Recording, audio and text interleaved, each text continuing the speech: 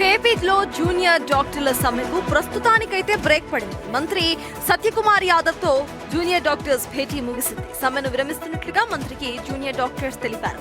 16 రోజులుగా తమ డిమాండ్ల కోసం సమ్మె చేస్తున్న జూనియర్ డాక్టర్స్ ప్రభుత్వం నుంచి సానుకూల స్పందన వస్తుందనే నమ్మకంతోనే 2 వారాల పాటు సమ్మెకు బ్రేక్ ఇస్తున్నట్టు ప్రకటించారు. స్టైఫండ్ల పెంపు, వైద్యుల పదవి విరమణ వయసు పెంచవద్దన్న డిమాండ్లను మంత్రి దృష్టికి తీసుకెళ్లారు. ఇతర రాష్ట్రాల్లో స్టైఫండ్ ఎలా ఇస్తున్నారో పరిశీలించి జూనియర్ డాక్టర్ల డిమాండ్లపై నిర్ణయం తీసుకుంటామని మంత్రి సత్యకుమార్ తెలిపారు. ఏ మేరకు చేయగలం, ఎంత శాతం పెంచడానికి అవకాశం ఉంది, ఎందుకంటే మిగతా రాష్ట్రాలతో కూడా పోల్చుకొని చేయాల్సిన పరిస్థితులు ఉన్న నేపథ్యంలో దక్షిణాది రాష్ట్రాల్లో ఇంటున్న తమిళనాడు, కర్ణాటక, కేరళ, తెలంగాణ ఖచ్చితంగా మనకన్నా ఎక్కువ ఉంది.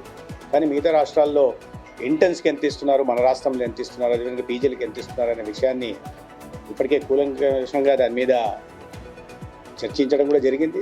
దానికి అనుగుణంగా ప్రభుత్వం పరిమితుల దృష్ట్యా వారి పట్ల సానుకూలంగా స్పందిస్తూనే వారి డిమాండ్లు ఏవైతే ఉన్నాయో వాటిని తీర్చే ప్రయత్నం చేస్తాం. ప్రధానంగా కొన్ని డిమాండ్లు పెట్టడం జరిగింది. స్టైఫండ్ ఒకటైతే, రెండవది ఈ రిటైర్మెంట్ ఏజ్ పెంచకూడదనేది కూడా అది ప్రభుత్వ పరిశీలన మాత్రమే ఉంది. ఎందుకంటే అనేక చోట్ల డాక్టర్ల లభ్యత తగ్గుతున్న కారణంగా ఒక పరిశీలన మాత్రమే చేయడం జరిగింది. కానీ జూడాలు చేసిన ఈ డిమాండ్ మేరకు వాటిని మళ్ళీ పునః పరిశీలించడం జరుగుతుంది.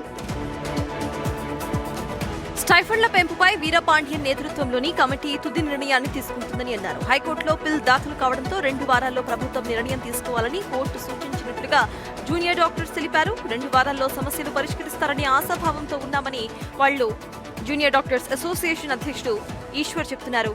ఆయనతో మా ప్రతినిధి సురేందర్ ఫేస్ టు ఫేస్ లో మరిన్ని అప్డేట్స్ అందిస్తారు.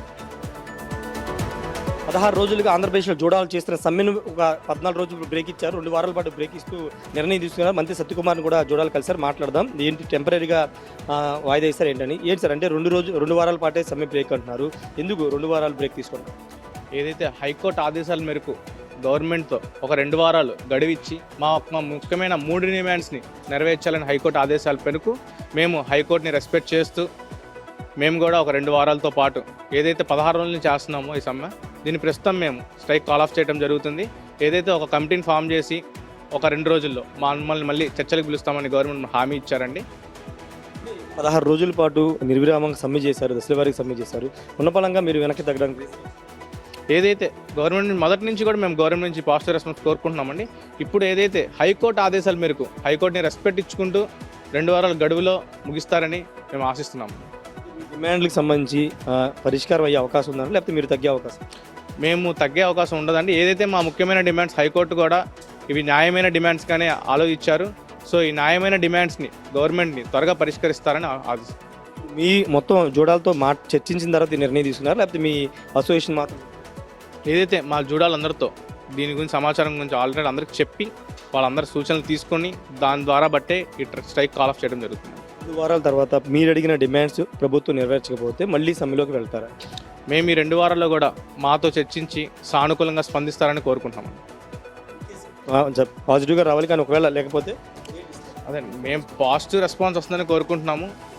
మ్యాక్సిమం 2 వారాల పాటు బ్రేక్ తీసుకోమని చెప్తున్నారు. ఈ 2 వారాలలోపు ఒక కమిటీ ఏర్పాటు చేసి కమిటీ మానిటర్ చేసి డిమాండ్లకు సంబంధించి పరిష్కారానికి పాజిటివ్ రెస్పాన్స్ వస్తుంది అనుకుంటున్నాం. మొత్తం అసోసియేషన్ అందరూ సభ్యులతో మాట్లాడే 2 వారాల పాటు ఈ సమ్మెకి వాయిదా వేస్తున్నామని జోడాలు చెప్తారు. కెమెరా సురేందర్, తాజ్ బిక్కి.